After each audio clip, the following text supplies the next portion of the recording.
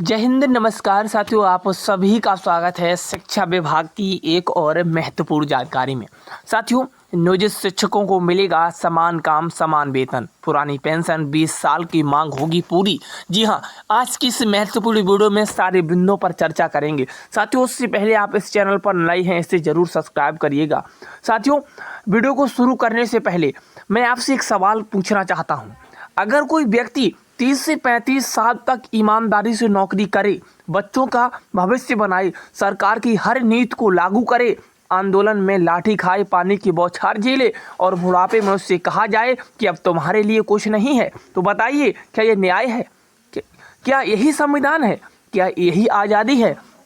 एक नेता सिर्फ एक बार चुनाव जीतता है, चाहे वह 5 साल काम करे या ना करे, चाहे वो दोबारा चुनाव लड़े या ना लड़े, जिंदगी भर पेंशन मिलती है। लेकिन वही देश का शिक्षक 30 से 35 साल सेवा देने के बाद उससे कहा जाए कि संसाधन नहीं है, तो कैसा लगेगा? दोस्तों, अगर आपको भी कभी लगा है कि यह वीडियो मेरी बात कर रहा है, मेरी बात है, तो वीडियो को अंत तक जरूर देखिएगा, क्योंकि आज जो सच बोलने जा रहा हूँ तो बहुतों को कड़वा लगेगा, लेकिन यही सच है।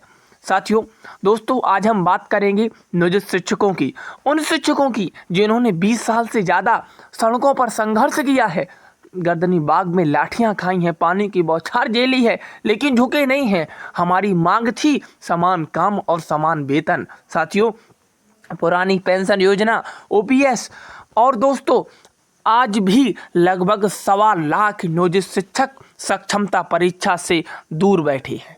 जी हां, आज भी 1.25 लाख नियोजित शिक्षक सक्षमता परीक्षा से दूर बैठे हैं।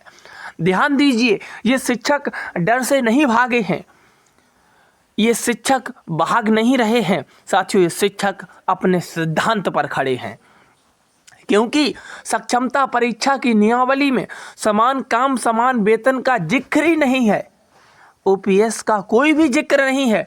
और जब तक ये मांगे पूरी नहीं होंगी तब तक साथियों लड़ाई खत्म नहीं होगी। आप इस बात को ध्यान कर लीजिएगा, क्योंकि सक्षमता परीक्षा में समान काम समान वेतन का कोई जिक्र ही नहीं किया गया है और ओपीएस का तो नाम ही निशान नहीं है। साथियों, दोस्तों, जब शिक्षकों की संख्या 4 लाख से ज़्यादा हो गई, मांगों जोर पर पड़ने लगी, तब सरकार घबरा गई। फिर क्या हुआ? सक्षमता परीक्षा लेकर आई सरकार और शिक्षकों को उसने टुकड़ों में बांट दिया। कोई विशिष्ट बना दिया तो कोई प्रधान शिक्षक बना दिया। सभी शिक्षक साथियों को, जो एक बड़ी संख्या में शिक्षक साथी थे, लगभग 4 लाख शिक्षक साथी थे प्यारे साथियों, उन्हें उसने इधर उधर कर दिया। कोई इधर गया तो कोई उधर चला गया।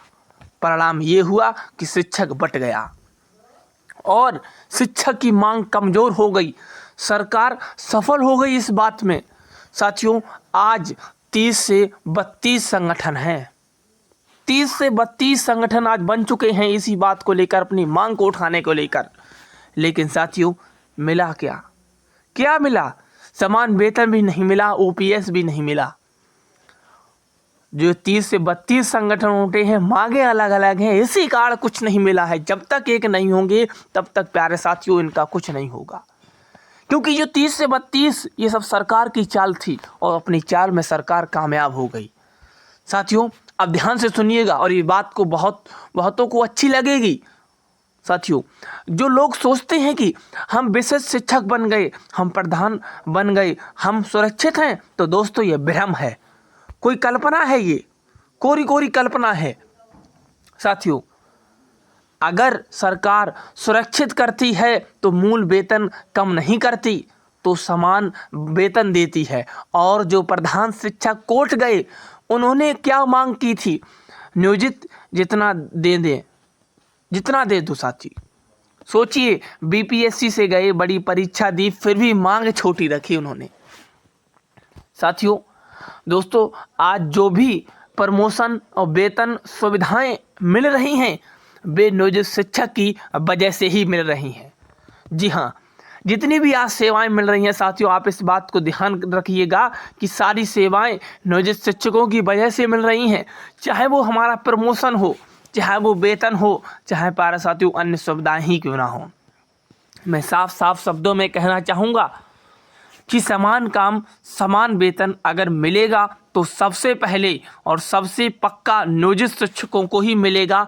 आप इस बात को ध्यान रखिएगा, क्योंकि नियोजित शिक्षक हमारी जड़ है। जी हाँ, क्योंकि जब तक प्यारे साथियों जो कुछ भी मिला है तो वो हमें नियोजित शिक्षकों की वजह से ही मिला है। साथियों, मैं आपसे कहना चाहूँगा कि हर वो रास्ता नियोजित शिक्षकों के घर से होकर आता है। जी हाँ साथियों, बता दें बाकी सबको अगर कुछ मिलेगा तो नियोजित की लड़ाई से ही मिलेगा। आप भी इस बात को ध्यान रख लीजिएगा, जो कुछ भी मिलेगा वो नियोजित शिक्षकों की लड़ाई से ही मिलेगा। साथियों, इसीलिए मैं आप सभी, अगर आप भी नियोजित हैं और खुद को कमज़ोर मत समझिए, आप खुद को अकेला मत समझिए, क्योंकि इतिहास गवाह है बदलाव हमेशा संघर्ष करने वालों से आता है। तो खुद को कमज़ोर मत समझिए, खुद को अकेला महसूस मत करने दीजिए, क्योंकि साथियों जो लड़ाई ये चल रही है ये वाकई में प्यारे साथियों हमारे लाभ की है और इसमें हमें लाभ मिलकर ही रहेगा। आप इस बात को भी समझ लीजिएगा, चाहे वो वेतन वृद्धि हो, चाहे वो कहीं ना कहीं प्रमोशन का लाभ ही क्यों ना हो, ये सारी सुविधाएं प्यारे साथियों मिलने जा रही हैं।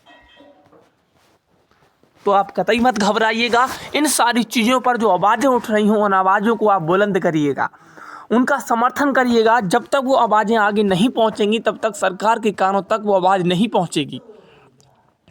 मैं साफ साफ कहना चाहूँगा, नियोजित शिक्षक चाहे किसी भी प्रकार का शिक्षक हो, ये सरकार जो बांटने का काम कर रही है इसी वजह से मूल वेतन में कम नहीं करती है, समान वेतन देती है। अगर सरकार सुरक्षित रहती है तो, चाहती है तो, लेकिन उस सरकार ने जो कैटेगरी में बांटा है साथियों, ध्यान से सुनिएगा साथियों, 4 लाख से ज़्यादा शिक्षक थे, शिक्षक 4 लाख से ज़्यादा थे। लेकिन साथियों जब मांगे बढ़ने लगी तो सरकार को ये समझ आया कि अब कुछ नया होने वाला है। लेकिन सरकार की आप नई सोच देखिएगा, सक्षमता परीक्षा लेकर आए और शिक्षकों को टुकड़ों में बांट दिया। कोई विशिष्ट शिक्षक बन गया तो कोई प्रधान शिक्षक बन गया, यानी कि सभी शिक्षकों को इधर से उधर कर दिया, यानी कि जिससे कि शिक्षक की मांगें अलग अलग हो जाएं, अलग अलग भागों में बट जाएं, और वही उसी का नतीजा आप देख रहे हैं कि 30 से 32 35 संगठन बन चुके हैं आवाज़ उठाने को लेकर। अगर इसका एक मुख्य संगठन होता शिक्षा विभाग तक आवाज़ पहुंचाने के लिए तो आवाज़ पहुंचती। साथियों, इसलिए इतिहास गवाह है बदलाव हमेशा संघर्ष करने वालों से आता है। अगर आपको वीडियो सही लगा हो तो चैनल को सब्सक्राइब करिएगा, बेल आइकन को दबाइएगा और इस वीडियो को हर शिक्षक तक जरूर पहुंचाइएगा, ताकि उन्हें पता चले कि नियोजित शिक्षक होना कमजोरी नहीं है, सबसे बड़ी ताकत है। जय शिक्षा, जय संघर्ष, जय बिहार।